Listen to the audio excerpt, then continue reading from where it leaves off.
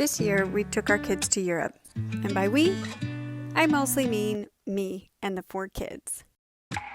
We started in Oslo and ended up in Milano. We traveled to over 12 new places and stayed for about 9 weeks. We experienced many different cultures, foods, people, and even made friends along the way. If you've ever wanted to move abroad but couldn't quite make that commitment, like us, come explore how we spend our summers abroad. Feel free to join us as we run through our memories of our long summer break over in Europe.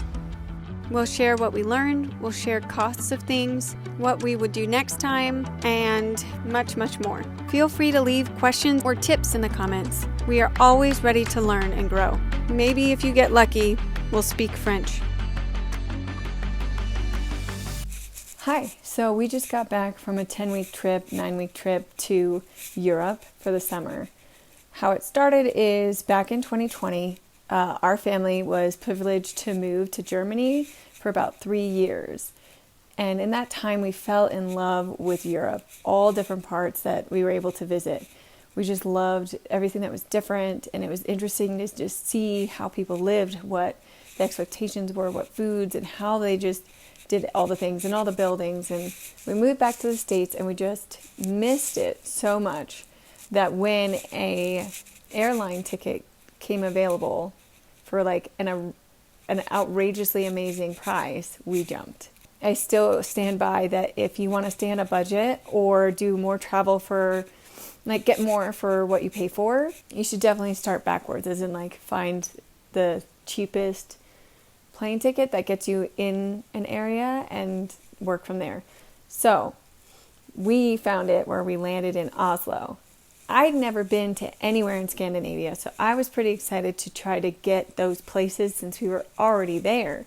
That was also a mistake because for 10 weeks we were traveling light because we were traveling by train, by Ryanair, and I was one mom with 4 kids. I can only hold so much, right? The trick is that we started in Oslo right when we got there. It was cold, it was rainy, it was windy. So going from Scandinavia down to the south of France, Italy, and even Croatia, those are pretty different climates. So that means different clothing. And for parents out there, you know that when you go somewhere, if your kid doesn't have the right gear or the right clothing, it can really alter the situation. Like, yes, you can make the best of the situation, but sometimes it's nice to actually have a rain jacket or a winter jacket because it's that cold. In hindsight, I think I should have landed in Oslo and taken a Ryanair to the next cheapest spot and started from there. I didn't. I wanted to stay in Oslo and see Bergen and see Stockholm and see Copenhagen and then leave from there, which is what we did. So we ended up spending way more money on clothes than I ever actually expected. We don't even spend a lot of money on clothes when we're at home. We are pretty thrifty, minimalist. We don't like being wasteful. So buying a lot of clothes, that was kind of a hiccup. Some of them became souvenirs, like our Norway jackets. That was pretty cool. I have like a traditional looking Norwegian sweater. It's really cute. Somebody from Norway might look at me wearing that and think I'm just like extremely entertaining, but I love it and it kept me warm. Oh, here's the thing. Before we left Copenhagen, we knew we couldn't keep all these rain jackets. We wouldn't need all this winter gear. We wouldn't need the coats. We wouldn't need most of the pants or the sweaters, and they're bulky. They take up a lot of space. We sent a box back, and that was an interesting story too. So we started in Scandinavia, and then we took a Ryanair all the way down to Zadar. And Zadar was supposed to be our calm spot because in Scandinavia, we were hopping around a lot. About every 3 to 5 days, we would change locations. And that's fun, but it does take a toll on kids who just literally got out of school and were kind of craving some slow time. And I was torn between a villa by ourselves on the beach with a pool. It was more expensive than we had done so far, not per night, but like chunk wise. So it made me hesitate. I'm very, very frugal. And so I don't like spending money. So I always look for how to make the cheapest possible, but I also had to check for safety, proximity to train stations. Do I need to get a car? Do they have cars? Is it safe in general in that area for me to be a single mom with 4 kids? So I had to keep this all in mind. I also still had like my American brain on. So me scoping out what would be a safe spot definitely changed throughout the trip. Because yes, we did have to make last minute changes along the way. So in Zadar we had this villa option, or there was this resort option. I used booking.com. On the booking, it just looked like a hotel with a pool right next to the beach with some other kid care fun things. We went to Zatin, a huge resort. It's not only multiple spots for like apartments and rooms and like more of a hotel situation. There's also like RV camping and there's horseback riding and there's like shopping, and they even had their own medical center, which was nice because we needed that. We'll tell you later. But it was a lot for me. It felt like the opposite of relaxing. So I didn't love that. If I had known this is what I was doing, it would have been a great experience. I wasn't wanting that experience. That's all. I'll talk more about that in the Zatin video. Okay, we flew to Zatin, then we flew to Marseille. We landed there during Soldes. That was a fun experience. Then we went to Avignon. It was another kind of camping experience, but I knew that was camping. I did almost accidentally book a nudist colony camping spot a couple times.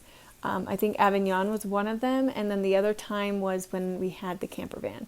Up until this point, we had been on trains, buses, or Ryanair, except for the hiccup from Oslo to Stockholm. That's a fun story. Then we went from Valençol to Carcassonne. Then we drove to Bordeaux, picked up our van, started that adventure. That was a fun little story. Then we had to stay the night in Bordeaux because I was kind of torn about where to go. And on this point, I did not pre-book anything on purpose so we could have more flexibility. It turned out to be great and horrible all at the same time. Then we went to Biarritz, we went to Rayon, Rennes, Nantes, a little tiny place called Villers-Bocage, I think is how you say it. But that was just a lunch stop. That was fun. Rennes was also a lunch stop. It might even be Rennes, because apparently when I was talking to our new French friends, I was like getting too mixed up. So correct me in the comments. Then we went to Mont Saint-Michel because I had to. And that was actually not a super pleasant experience. Not the actual place, but the camping experience. And then we met Dad in Paris. And that's where we stayed for a couple days for one of our daughter's birthdays. Then we traveled separately, but like caravanning, to Toulouse to see the Tour de France. That was fun. We accidentally made really good friends there. They were so cool. I definitely felt like we were not cool enough for this group. We even kept like saying, because they were so welcoming and the way it worked out, we were just kind of waiting for like weird. And we're like, well, nobody's being weird. Maybe, are we the weird ones? And so we kept debating about that. Part of me doesn't want to know if we're the weird ones. I'd like to just pretend that none of us are weird and it just was a perfect match. We're going to pretend. Then we had to take the van back. So we dropped off the van back in Bordeaux and took a train to Paris because he flew in and out of Paris. He flew out. We stayed in Paris for about, I think, 10 days. It was really nice. So we've been to Paris quite a few times, so it felt familiar. We knew how the metro worked. We had been practicing our French the whole summer. I still sound like a toddler, but I'm working on it. I want to be fluent by December. So I may do a video where I make myself speak French and get embarrassed on the internet. That's fun. After Paris, we took a night train to another train to get to Milano. That train experience was interesting and frustrating. That's a good story. And then in Milan, we actually stayed there longer than we were expecting because there was a conflict with our Lake Como stay, which was a bummer.